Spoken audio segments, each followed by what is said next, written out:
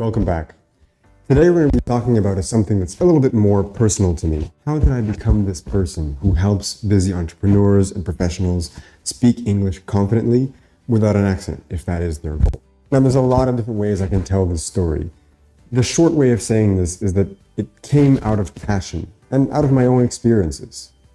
I've lived in a lot of different countries, and as a result of spending time trying to speak other languages myself, I had the struggle of being excluded, of being an outsider, and one day I made the decision to, make a change to that. And I figured out a way to finally make myself be able to speak like a native speaker and to feel confident talking. And then I realized that I can help other people doing so.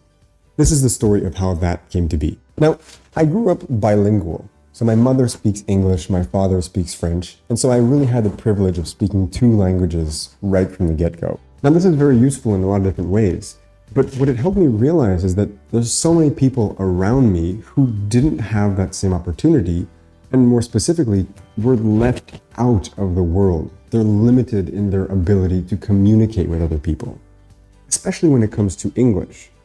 Now, half of my family doesn't speak English that much, and I realized that, their world is limited to, the people who speak their own language, which, they live fulfilling lives, but they're not necessarily able to connect with people in the same way that I have had the privilege of doing so over the course of my life through the fact that I've learned different languages and managed to connect people in such a way that allowed me to sound like them, feel like them, and ultimately feel at home in those languages as well.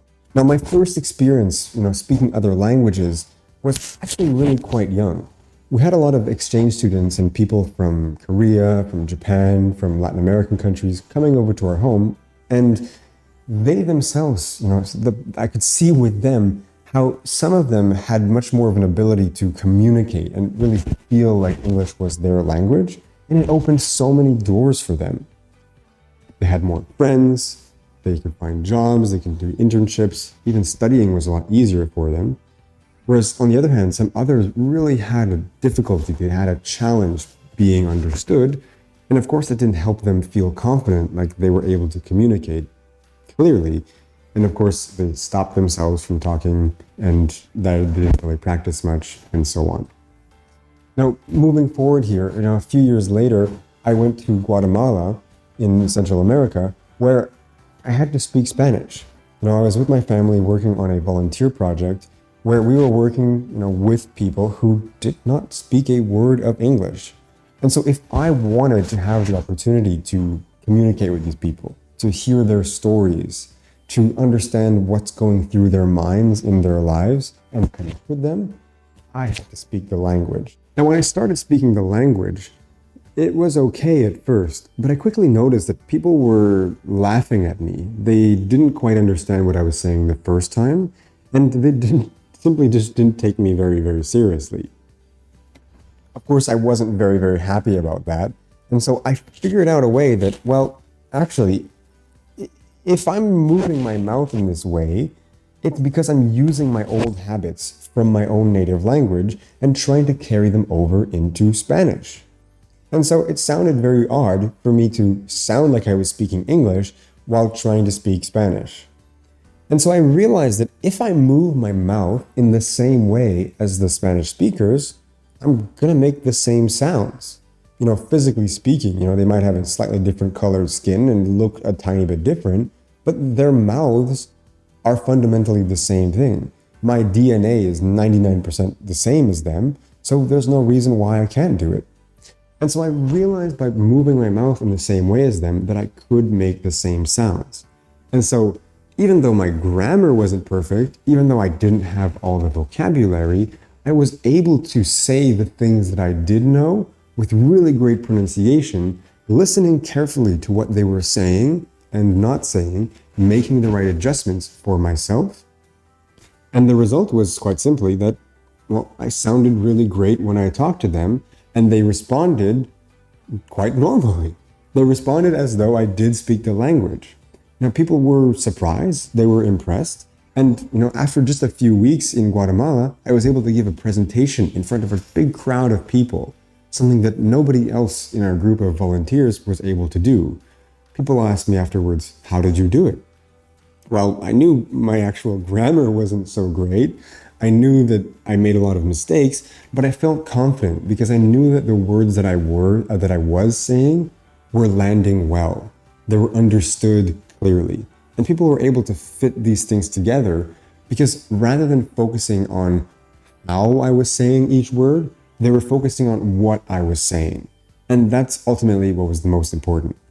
I was there for the message. I was there to communicate what I was feeling, what I was thinking, and I wanted people to understand that. Years later, I had another challenge, and I went to a place called Switzerland, which is famous for having a very, very difficult pronunciation and dialect of German. And as I was there trying to learn the language, I was surrounded by this very, very difficult challenge.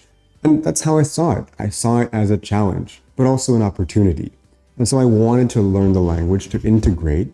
And a year later, I went to Austria, where I would be in an Austrian school, meeting Austrian people. And all I did was essentially apply the same strategies that I had started to develop back in Guatemala. Now, at first, it didn't work so well, and I felt a little bit excluded. I didn't feel like I belonged, and I said a lot of things that didn't quite land in the way that I'd hoped.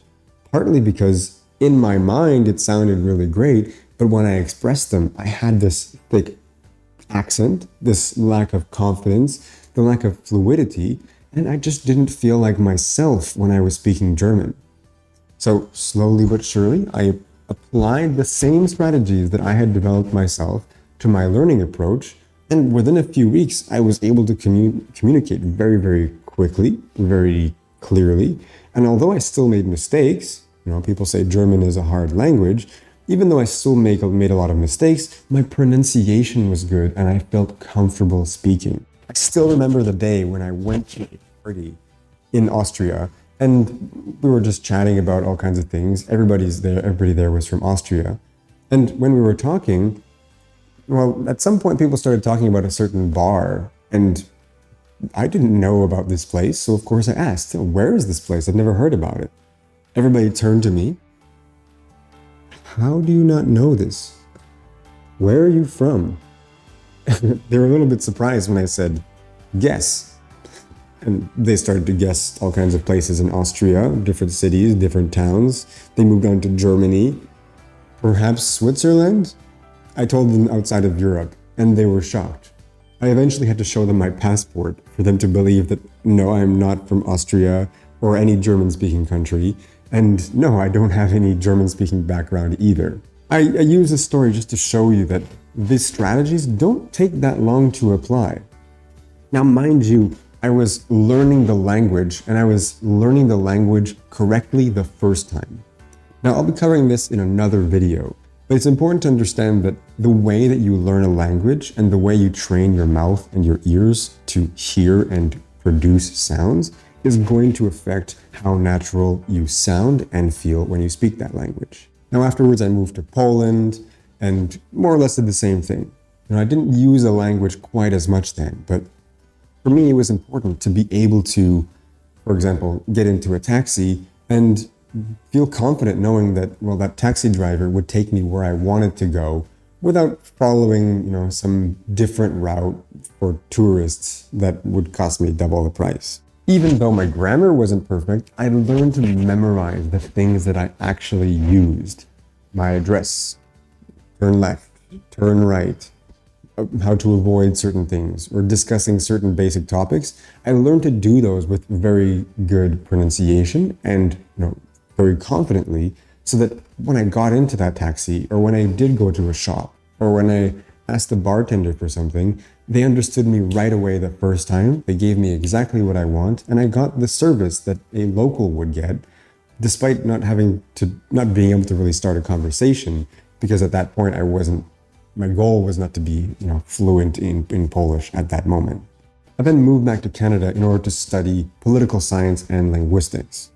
My interest in this was twofold. I first of all wanted to, with linguistics, get really good at understanding how and why people learn languages. And what is it about the way that people think and process this information that will make them good at it, or the opposite? So I wanted to get really good at learning and teaching languages from a really scientific perspective. And my interest in political science was a little bit further into that same idea here.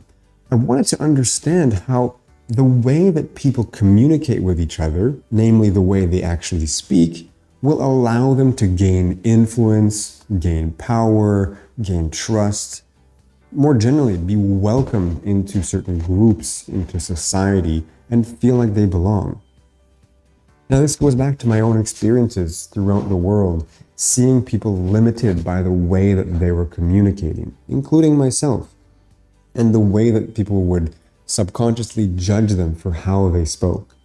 I was trying to find a way out of this. Now, throughout my time learning different languages and experiences in different countries, a lot of people told me that, no, Ben, your strategies only work for Western languages. It's very limited because, yeah, of course, these languages are all related. I didn't believe them. So I gave myself the challenge of going to the most far away place I could imagine, both physically and culturally, in order to prove that wrong and to make sure that what I'm saying actually works. I moved to a small town in South Korea, the most distant place that I could imagine. No, there was not a lot of people who spoke English there. And I remember when I arrived, I spent this one day sitting on my bed. I still remember this very clearly. I was sitting on my bed, simultaneously excited, but terrified at the idea that I would have to leave my house, get on a bus. I still remember this day clearly. I remember I still remember this day very, very clearly. I was sitting on my bed, thinking about the idea that I would have to get out of my apartment, get on a bus, go downtown, go to the market, and buy a bunch of things for my new home, which was in this small town in South Korea. I remember feeling terrified because I had no idea where I was going. I was completely by myself. I didn't know how to do it.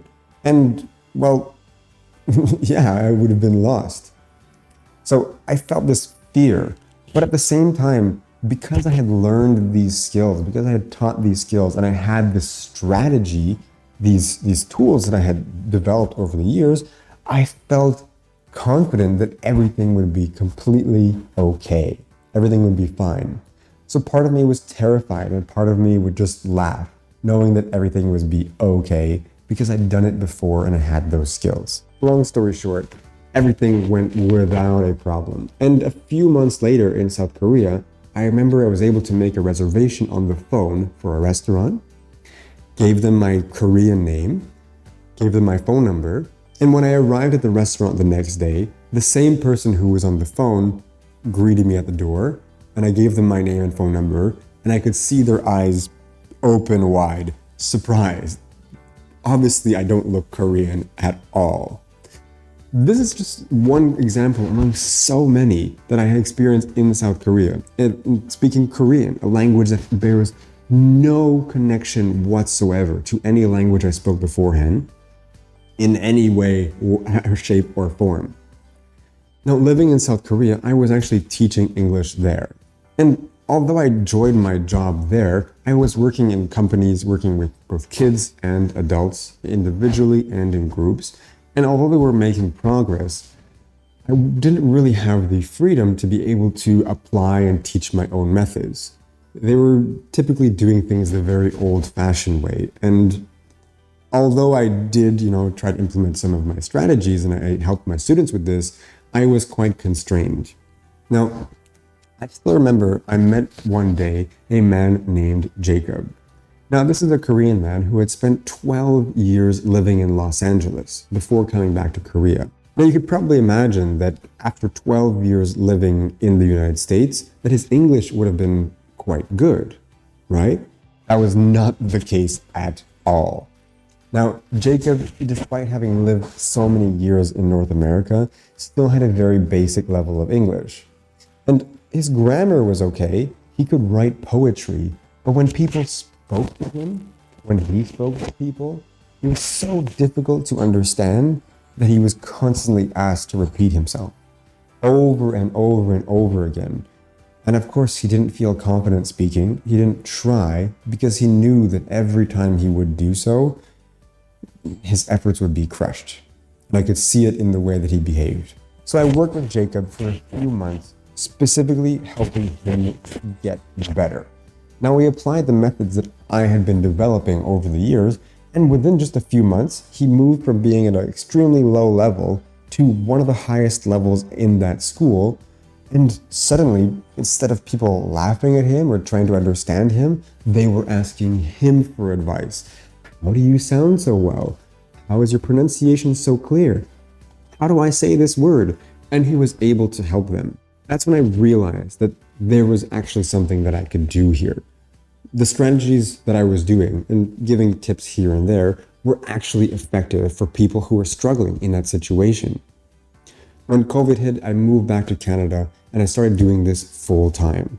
And ever since, I've been working with clients, building our team, helping our clients get from their current level of English, limited, hard to understand, not so confident, to finally being able to feel big in English. Knowing that people will understand you the first time, knowing that people will trust you, believe you, and ultimately believe that your English is as good as it can be. Now remember this, if you're able to understand what I'm saying to you right now, your English is good enough. You have all the skills necessary.